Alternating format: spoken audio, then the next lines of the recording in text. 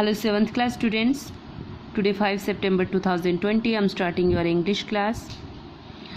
कल मैंने आपको कुछ सेंटेंस दिए थे कि आप लोग खुद सॉल्व कर लेना इनको. अगर आपने सॉल्व कर लिया है तो एक बार आप रीचेक कर लीजिए. हाँ, तो हम लोग सेकंड तक मैंने आपको सॉल्व करा दिया था. थर्ड सेंटेंस देखिए, the man draw the jeep. तो इसमें द मैन है हमारा सब्जेक्ट, द जीप है हमारा ऑब्जेक्ट और ड्रॉ है हमारी वर्ब. ठीक है, चलिए. ड्रॉ है वर्ब की सेकंड फॉर्म यानी कि पास्ट टेंस का यूज़ हुआ था. मैंने बता दिया था इसमें सभी सेंटेंस में पास्ट टेंस ही यूज़ हुआ है. पास्ट इंडेफिनिट है. चेंज करेंगे, ऑब्जेक्ट को सब्जेक्ट बनाइए, द जीप.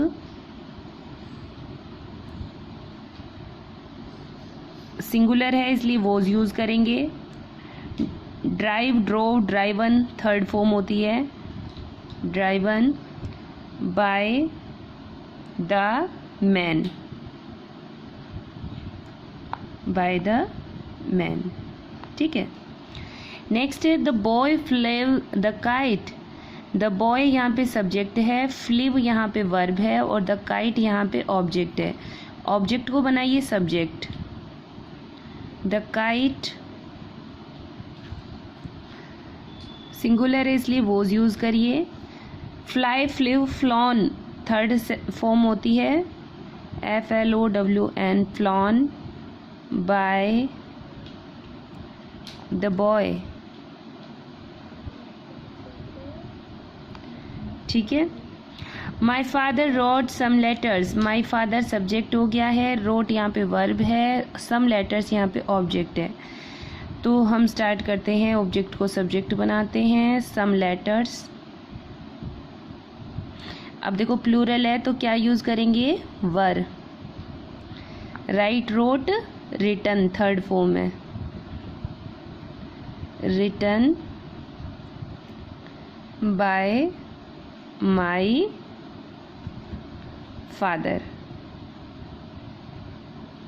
ठीक है. The postman brought the parcels. तो यहाँ पे द पोस्टमैन सब्जेक्ट है, ब्रॉट वर्ब है, पार्सल क्या है, ऑब्जेक्ट है. बनाइए द पार्सल्स. अच्छा, ये ब्रिंग की सेकंड फॉर्म है, तो bring, brought, brought third form भी ब्रॉट होती है. पार्सल्स प्लूरल है इसलिए हम लोग वर यूज़ करने वाले हैं, वर. ब्रॉट बाय द पोस्टमैन लिख देना. ठीक है. नेक्स्ट है ब्रायन सेंट द मनी. तो ये ब्रायन हो गया यहाँ पे सब्जेक्ट, सेंट हो गया यहाँ पे वर्ब और द मनी हो गया यहाँ पे ऑब्जेक्ट. ऑब्जेक्ट को सब्जेक्ट बनाओ, द मनी. सिंगुलर है इसलिए यूज़ करेंगे was, the money was. Send की थर्ड फॉर्म भी सेंट होती है, sent, sent, sent by Brian. ठीक है. Next Shekhar won the prize. तो यहाँ पे शेखर सब्जेक्ट हो गया, वन वर्ब हो गया, प्राइज ऑब्जेक्ट हो गया. लिखिए द प्राइज, सिंगुलर है, वॉज. विन की सेकंड और थर्ड फॉर्म वन वन ही होती है, win one one by Shekhar. ठीक है. 9 है चंद्र ब्रॉक द स्विंग. तो चंद्र है यहाँ पे सब्जेक्ट, ब्रॉक है यहाँ पे वर्ब, द स्विंग है यहाँ पे ऑब्जेक्ट. तो लिख दीजिए द स्विंग वॉज. ये है ब्रेक की सेकंड फॉर्म, ब्रेक, ब्रोक और थर्ड फॉर्म होती है ब्रोकन, BROKEN, ब्रोकन बाय चंद्र. अभी तो आपको जैसे एक पैटर्न को फॉलो कर रहे हैं तो शायद समझ में आया होगा थोड़ा बहुत। बाकी अगर आपने पहले भी एक्टिव पैसिव वॉइस के बारे में पढ़ा है तो अच्छे से समझ में आया होगा। बाकी ये जैसे चैप्टर कंप्लीट हो गया है, इस चैप्टर का टेस्ट होने के बाद में मैं आपको एक्टिव पैसिव वॉइस पढ़ाने वाली हूँ। एक्टिव पैसिव वॉइस मैं आपको पढ़ाऊँगी, ठीक है। तो आज ही मैंने सॉल्व करा दिया, आप चेक कर लेना एक बार, ठीक है। अच्छा, कुछ ये यहाँ पे भी दिया हुआ है, देखिए क्या है। There is a number of words below, नीचे यहाँ पे कुछ नंबर दिए हुए हैं, वर्ड्स दिए हुए हैं। Read through the list then choose one word and circle it with pencil. Remember the word you have chosen. You will be told what you have to then do, but first close your book. Don't forget the word you have chosen. ये जो word दिए हुए हैं नीचे, read through the list, आप इस list को ऐसे या ऐसे पढ़ो। देन चूज वन वर्ड, फिर एक वर्ड को चूज करो। And circle it with pencil, मान लीजिए कि जैसे मैंने यहाँ आंसर को सर्किल कर लिया है। Remember the word you have chosen, अब याद कर लो कि आपका वर्ड क्या है। You will be told what you have to then do, आपको बताना है कि अब आप क्या करोगे।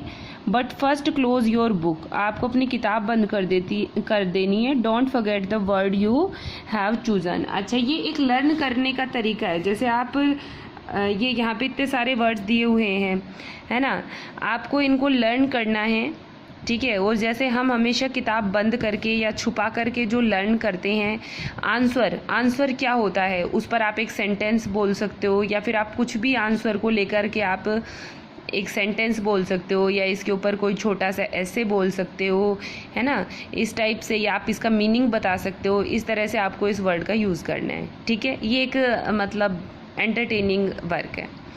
अच्छा, अब यहीं पे नेक्स्ट 19 पेज पर ये आपके दो क्वेश्चन और दिए हुए हैं। डू यू लाइक सी, क्या आपको सी पसंद है। Right a short note about it, आपको सी पर, सी होता है समुद्र पर आपको एक शॉर्ट नोट लिखना है। तो देखो मैंने लिख दिया, आप भी लिख लेना। The sea is the interconnected system of all the earth oceanic water including the Atlantic, Pacific, Indian, Southern and Arctic oceans.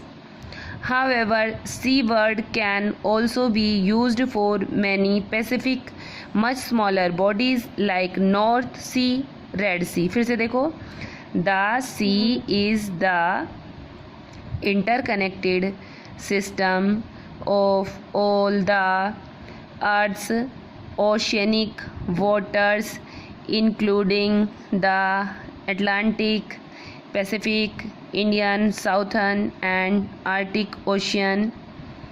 However, sea word can also be used by many specific, much smaller bodies like North Sea, Red Sea. ठीक है, ऐसे इसने कहा है कि right a short paragraph on the ship पर short paragraph लिखना है। तो लिखो, a ship is a large boat that can carry passengers or cargo for long distance over water. People have been using ships for transportation, exploration and war since ancient times. ये मैं थोड़ा और बड़ा करके दिखाती हूँ आपको, ये अच्छे से आपको नज़र आएगा।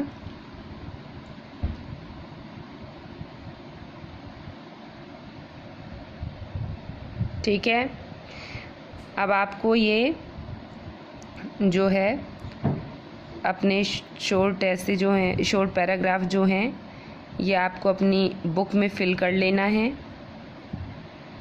ठीक है, इसको बुक में फिल कर लेना है, इस चैप्टर को अच्छे से लर्न कर लेना। मंडे को होगा इस चैप्टर का टेस्ट।